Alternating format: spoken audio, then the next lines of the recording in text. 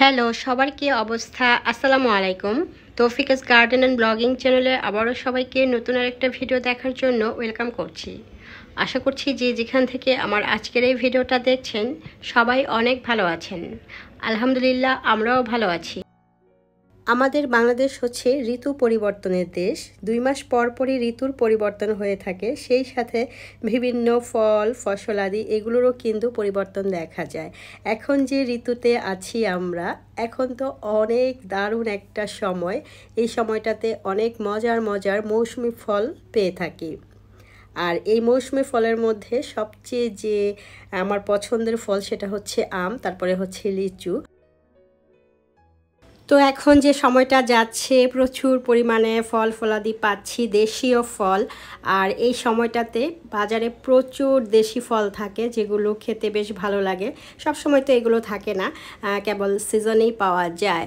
তো এখন যেটা সবচেয়ে বেশি পাওয়া যায় সেটা হচ্ছে আম। আম তো আমার অনেক পছন্দ, তাই দেখা যায় একদম মৌসুমের শেষ পর্যন্ত আমটা ঘরে আনা হয়, খাওয়া হয়। বাট লিচু কিন্তু খুব একটা আনা হয় না। আর এবছর লিচুর এত দাম কি আর বলবো। পার পিস দেখা গিয়েছে যেগুলো আর কি বড় বড় লিচু, সেগুলো পার পিস 10 থেকে 15 টাকা পর্যন্ত এক একটা লিচুর দাম হয়েছে। এর মধ্যে লিচু এনেছিল বেশ বড় সড়ো, তো একটা লিচুই কিন্তু 15 টাকা করে পড়েছে। তো আজকের যে লিচুগুলো এনেছে সেগুলো খুব একটা বড় না, মিডিয়াম সাইজ, আর খেতেও তেমন মিষ্টি ছিল না। বড় লিচুগুলো যেরকম মিষ্টি থাকে না সেরকম না, তাও ভালো লেগেছে। লিচু খেতে তো সবসময় ভালো লাগে। তো আর কি সন্ধ্যার পর আমি চা খেয়ে বসেছিলাম, আর কি মোবাইল ঘাটাঘাটি করতেছিলাম, তখনই আমার হাজব্যান্ড অফিস থেকে আসছে আর সাথে করে এই ফলগুলা নিয়ে আসছে। যেহেতু বাচ্চা কাচ্চার ঘর, তাই দেখা যায় কিছু না কিছু ফল ঘরে থাকেই। তো এগুলো গুছানোর জন্য ডাইনিং টেবিলে চলে আসলাম। তো এগুলো হচ্ছে সাগর কলা। কলাগুলো দেখতে কিন্তু বেশ বড়, সাইজে অনেক বড়, সেই সাথে কাঁদিটাও বড়। তো বাস্কেটের মধ্যে ঢুকছিল না, তাই আমি ছুরি দিয়ে মাঝখানে কেটে দিয়েছি, তারপর দুই পাশে আর কি ঢুকিয়ে দিয়েছি। আর এই যে লিচুগুলা দেখতে পাচ্ছেন, আনার পর কিন্তু অনেকগুলো খাওয়া হয়ে গিয়েছে। আমার বাচ্চারা খেয়েছে, আমি খেয়েছি, দেন এই কয়টা বাকি আছে। তো এগুলোই ভাবছি এখন এটার মধ্যে রেখে দিই। তো সবার উপরে যে তাকটা সেটা ছোট, তাই অল্প কিছু লিচু ছিল বলে উপরে আর কি রেখে দিয়েছি। আগের কিছু মালটা আপেল ছিল, এগুলো আমি এখান থেকেই সরিয়ে প্রথমে এই যে বাস্কেটটা একটু ক্লিন করে নিয়েছি, এখন আবার মাঝখানে তাকে রেখে দিয়েছি। এখন ফলগুলো রাখার পর এই ফলের বাস্কেটটা কেমন লাগছে সেটাই একটু দেখাচ্ছি। রাতের বেলায় এখানে কিছু বুটের ডাল ভিজিয়ে নিচ্ছি। আগামীকাল ভাবছি কিছু কাবাব তৈরি করব। তো 2 পদের কাবাব তৈরি করব। 1 পদ কাবাবের জন্য আমার এই বুটের ডালটা প্রয়োজন হবে, সেটা আগের দিন রাতেই আমি ভিজিয়ে নিয়েছি, এতে করে খুব সুন্দর পরের দিন ফুলে যাবে। তো পরের দিন আমি সকালবেলা ঘুম থেকে উঠেই মাংস ভিজিয়ে নিয়েছি। ফ্রিজে কিছু সলিড মাংস আছে, অনেকগুলো মাংসই ছিল, তো 2 ভাগ করেছি। কম ভাগটা আমি এখানে আর কি নিয়ে নিয়েছি। একটা কড়াইয়ের মধ্যে আমি কিছু মশলা দিয়েছি, যেমন পেঁয়াজ, হলুদের গুঁড়া, তারপরে হচ্ছে আদা রসুন বাটা, কাঁচামরিচ আর গরম মশলা এখানে দিয়েছি। এছাড়া পরিমাণ মতো লবণ দিয়ে আমি একটু নেড়েচেড়ে মিশিয়ে নিচ্ছি, দেন চুলায় দিয়ে পর্যাপ্ত পানি দিয়ে সিদ্ধ দিয়ে দেব। আর বাকি যে মাংসগুলো ছিল, বেশি পরিমাণ মাংসটা, সেটা দিয়ে আমি জালি কাবাব তৈরি করব। তো সেটা আর আপনাদের সাথে দেখাচ্ছি না কিভাবে প্রসেসিং করছি, ওইটা আমি অফ ক্যামেরায় করে নিচ্ছি। তবে জালি কাবাবের একটা শর্ট ভিডিও আমার চ্যানেলে আছে, চাইলে দেখে নিতে পারেন।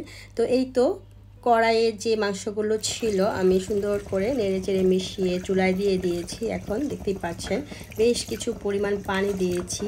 তো এমন পরিমাণ পানি দিতে হবে যেটাতে এই মাংসটা সিদ্ধ হয়ে যায়, সেই সাথে যে আমি বুটের ডালগুলো ভিজিয়ে রেখেছি না, সেগুলো যেন সিদ্ধ হয়ে যায়। মাংসটা যখন অর্ধেক সিদ্ধ হবে তখন আমি বুটের ডালগুলো দেব, কারণ বুটের ডাল তো ভিজে একদম নরম হয়ে আছে, তো খুব বেশি সময় লাগবে না এটা সিদ্ধ হতে। গরুর মাংস সিদ্ধ হতে একটু সময় কিন্তু লাগে। এই যে বুটের ডালটা ভিজানোর পর দেখতে পাচ্ছেন কতটা ফুলে ডাবল হয়ে গিয়েছে। তো এখন আর সিদ্ধ হতে তেমন সময় লাগবে না। তো মাংসের মধ্যে যে পরিমাণ পানি দিয়েছিলাম অনেকটাই কিন্তু শুকিয়ে আসছে আর অর্ধেক সিদ্ধ হয়ে গিয়েছে। এই পর্যায়ে আমি বুটের ডালগুলো দিয়ে আবারও ঢাকনা দিয়ে ঢেকে রাখবো। মাঝখানে আমি বেশ কিছুবার নেড়ে চেড়ে দিয়েছি, তা না হলে তো নিচে লেগে যাবে। এই তো দেখতে পাচ্ছেন এখন যে পর্যায়ে আছে, একদম মাংস আর তারপরে বুটের ডাল খুব সুন্দর মতো সিদ্ধ হয়ে গিয়েছে, মাংসগুলো কিন্তু খুলে খুলে গিয়েছে। তো খুবই সুন্দর সিদ্ধ হয়েছে। এ পর্যায়ে এগুলো পাটায় বাটতে তেমন একটা কষ্ট হবে না। আমি সরাসরি পাটাই এগুলোকে বেটে নেব, ব্লেন্ডারে আর দিচ্ছি না।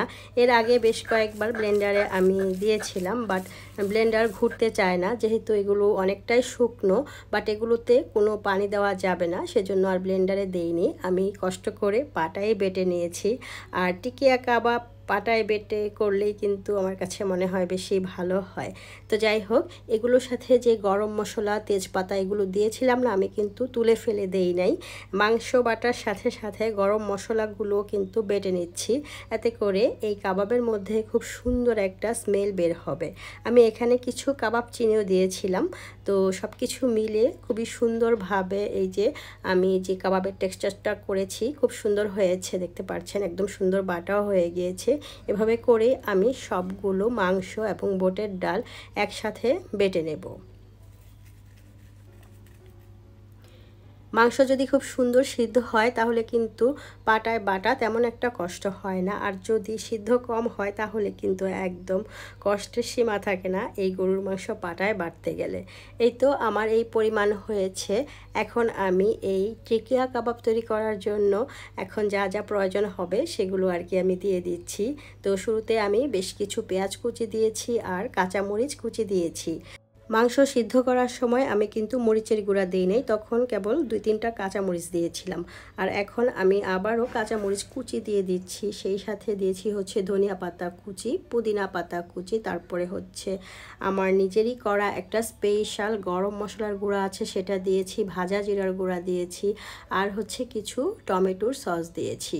এখন যেটা দিয়ে দিচ্ছি সেটা হচ্ছে টোস্ট বিস্কিটের গুঁড়া, আর দিয়ে দিচ্ছি হচ্ছে পাউরুটি ভিজিয়ে ভালো করে নিংড়ে তারপরে দিয়ে দিচ্ছি, এতে করে কাবাবটা খুব সুন্দর বাইন্ডিংস হবে আর খেতেও ভালো লাগবে। এ পর্যায়ে টোস্ট বিস্কিটের গুঁড়া নাও দেওয়া যেতে পারে, কেবল পাউরুটিটা দিলেই কিন্তু হবে।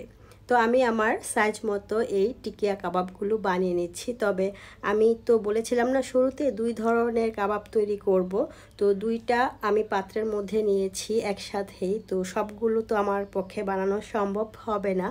তো টিকিয়া কাবাবের মিশ্রণগুলোকে আমি সুন্দর করে মেখে নিয়েছি। ওইখানে আমি কিন্তু পরেও একটু লবণ দিয়েছিলাম, যেহেতু অন্যান্য ইনগ্রিডিয়েন্টস আবার অ্যাড করেছি সেই জন্য। তো হাজব্যান্ড সবগুলো টিকিয়া কাবাব বানিয়ে দিয়েছে। বানিয়ে দেওয়ার পর আমি একটা ট্রের মধ্যে সুন্দর করে বিছিয়ে বিছিয়ে রেখেছি। আর এই হচ্ছে সেই জালি কাবাবের যে সব কিছু আর কি গুছিয়ে নিয়েছি, মাংস, তারপরে মাংসের সাথে যে ইনগ্রিডিয়েন্টসগুলো দিয়েছি এটা কিন্তু কাঁচা মাংস কিমা করে নিয়েছি। দেন আমি জালি কাবাবে যা যা প্রয়োজন হয় সব কিছু আর কি দিয়ে দিয়েছি। এখানে আমি আজকে রেসিপিটা বলছি না বা দেখাচ্ছিও না কিভাবে করেছি। আবারও বলছি, যদি এই জালি কাবাবের রেসিপিটা দেখতে চান তাহলে আমার শর্ট ভিডিও দেখে নিতে পারেন, 1 মিনিটেই আপনারা ওই জালি কাবাবের রেসিপিটা দেখে নিতে পারবেন। তো টিকিয়া কাবাব এবং জালি কাবাব মিলিয়ে দেখতে পাচ্ছেন এই পরিমাণ হয়েছে। আর কিছু আমি এখানে আলাদা করে রেখেছি যেটা কিনা এখনই ভাজবো এবং আপনাদেরকে দেখাবো ভাজার পর কেমন হয়। আর এগুলো হচ্ছে আমি ডিপ ফ্রিজে রেখে শক্ত করব। যখন এগুলো বরফ হয়ে যাবে, শক্ত হয়ে যাবে, তখন আর কি বক্সে ভরে অনেক দিন খাওয়ার জন্য আমি সংরক্ষণ করে রাখবো। এই তো আমি সবগুলোকে ডিপ ফ্রিজে ভরে রেখেছি। এখন এখানে আমি কিছু টিকিয়া কাবাব এবং জালি কাবাব ভেজে নেব। তো 2টার ভাজার প্রসেসই মোটামুটি একই রকম। তো জালি কাবাবের ক্ষেত্রে দেখা যায় যে উপরে একটু জালি জালি ক্রিয়েট হয় না, সেটা জাস্ট ডিমগুলো একটু আঙুলের সাহায্যে একটু ছিটিয়ে ছিটিয়ে দিলে সেটা জালির মতো দেখা যায়। তো প্রথমে আমি জালি কাবাবগুলো ভেজে নিচ্ছি, তারপরে হচ্ছে টিকিয়া কাবাবগুলো আমি ভেজে নেব। এখানে আমি একটু বিস্কিটের গুঁড়ার উপরে এগুলোকে কোট করে নিয়েছি, বাট এটা না দিলেও হয়, এমনিতেও কিন্তু কেবল ডিমের মধ্যে চুবিয়ে ভেজে নেওয়া যায়। এই তো জালি কাবাবটা ভাজা হয়ে গিয়েছে, আমি একটু আপনাদেরকে ভেঙে দেখাচ্ছি। জালি কাবাবের এই রেসিপিটা আমি বাবুর্চির কাছ থেকে শিখেছি। আমাদের বাসায় একবার আয়োজন হয়েছিল, তখন এই জালি কাবাবের একটা আইটেম ছিল। তো বাবুর্চি যখন করেছিল আমাকে দেখিয়ে দেখিয়েই করেছিল, কারণ বাবুর্চি আমাদের পরিচিত ছিল এবং কিছু জালি কাবাব আমাকে বানিয়ে দিয়েছে, যেগুলো কিভাবে সংরক্ষণ করতে হয় সেটাও আর কি দেখিয়েছিলেন। আর এদিকে হচ্ছে টিকিয়া কাবাব। তো দুইটা কাবাবই আলহামদুলিল্লাহ খুবই মজার ছিল। আর আমি ওই যে কাবাবগুলো বানানোর পর ট্রের মধ্যে বিছিয়ে ডিপ ফ্রিজে রেখেছিলাম না, এগুলো যখন আর কি বরফে পরিণত হয়েছে, একদম শক্ত হয়ে গিয়েছে, তখন আমি নামিয়ে নিয়েছি। আমি যে পদ্ধতিতে এগুলো সংরক্ষণ করছি, এভাবে সংরক্ষণ করলে যখন ইচ্ছা তখন ফ্রিজ থেকে নামিয়ে আপনারা বাসায় পরিবেশন করতে পারেন। অনেক সময় দেখা যায় হঠাৎ করে বাসায় মেহমান চলে আসে, তো মেহমানের সামনে আমরা অনেক ধরনের আইটেম দিতেই কিন্তু পছন্দ করি, তখন কিন্তু চাইলেই আমরা ফ্রিজ থেকে সংরক্ষিত এই কাবাবগুলো বের করে দিতে পারি। আর আমি যেভাবে সংরক্ষণ করছি, একটার গায়ে লাগবে না বা বরফ হয়ে যাবে না, কারণ আপনারা দেখেছেন কাবাবগুলো বানানোর পর আমি সাথে সাথে ট্রের মধ্যে বিছিয়ে ডিপ ফ্রিজে রেখে দিয়েছি। দেন যখন বরফ হয়ে গিয়েছে তখন বের করে আমি আরেকটা এয়ারটাইট বক্সের মধ্যে লেয়ার করে রেখে দিচ্ছি। আর প্রতিটা লেয়ারেই কিন্তু আমি প্লাস্টিক পেপার দিয়েছি, এতে করে এগুলো বরফ হলেও একটার গায়ে একটা লাগবে না, যখন ইচ্ছা তখন বের করে ভেজে খাওয়া যেতে পারে এবং অনেক দিন পর্যন্ত সংরক্ষণ করা যাবে। এটা বেশ কয়েকদিন থেকেই হুটহাট বৃষ্টি হচ্ছে, বলা যায় লাগাতার বৃষ্টি। তবে এই মুহূর্তে একটু ওয়েদারটা ভালো, বাট খুব সুন্দর হাওয়া দিচ্ছিল। তো কিছুদিন আগেই কিন্তু দেখিয়েছিলাম কিছু বীজ দিয়েছিলাম, তো সেখান থেকে বীজগুলো চারা হয়েছে অলরেডি, এতটা বড় হয়ে গিয়েছে, একদম লতিয়ে যাচ্ছে। তো আজকে এসেছি কারণ আমি একটু খুঁটি দিয়ে দেব, যাতে করে খুঁটি ধরে বেয়ে উপরের দিকে উঠে যায়। তো আজকে ছাদে আসার পর খুব ভালো লাগছিল, ওয়েদারটা অনেক চমৎকার ছিল। তো আমি আজকে ছাদে অনেকক্ষণ কাজ করেছি, সেগুলো আর দেখাচ্ছি না। আমার যে আরেকটা চ্যানেল আছে তৌফিকস গার্ডেন অ্যান্ড ব্লগিং, সেখানকার জন্য একটা ভিডিও তৈরি করেছি, সেই সাথে এখানেও কিছু ফুটেজ রেখে দিয়েছি। এখনও পর্যন্ত যারা আমার আজকের ভিডিওটি কন্টিনিউ করছেন বাট লাইক দিতে ভুলে গিয়েছেন, প্লিজ একটি লাইক দিয়ে দেবেন। আর আজকে যেসব বন্ধুরা আমার চ্যানেলে প্রথম, যদি আমার ভিডিও, কথা, কাজ, কর্ম ভালো লেগে যায় তাহলে সাবস্ক্রাইব করে পাশে থাকবেন। অলরেডি যারা সাবস্ক্রাইব করে দিয়েছেন তাদেরকে অসংখ্য ধন্যবাদ। ওইদিকে আমি গাছগুলোকে খুঁটি দিয়ে এদিকটায় চলে আসছি। এটা হচ্ছে পশ্চিম দিক, তো এদিকে বেশ গাছগাছালি আছে, বাতাসে একদম দেখছেন কত সুন্দর পাতাগুলো নড়ছে আর অনেক সুন্দর হাওয়া দিচ্ছে, খুব বেশি প্রশান্তি লাগছিল। আর এদিকে লেবু গাছ আছে, লেবুগুলো দেখছিলাম বড় হয়েছে কিনা। তো আজকে এই লেবুগুলো দেখতে দেখতেই আপনাদের কাছ থেকে বিদায় নিয়ে নেব। এবছর তেমন একটা লেবু হয়নি, যেগুলো হয়েছে তাতেই আমি খুশি আলহামদুলিল্লাহ। তো যাই হোক, আপনারা সবাই অনেক ভালো থাকবেন, সুস্থ থাকবেন, জানাবেন ভিডিওটি কেমন হয়েছে। আল্লাহ হাফেজ, আসসালামু আলাইকুম।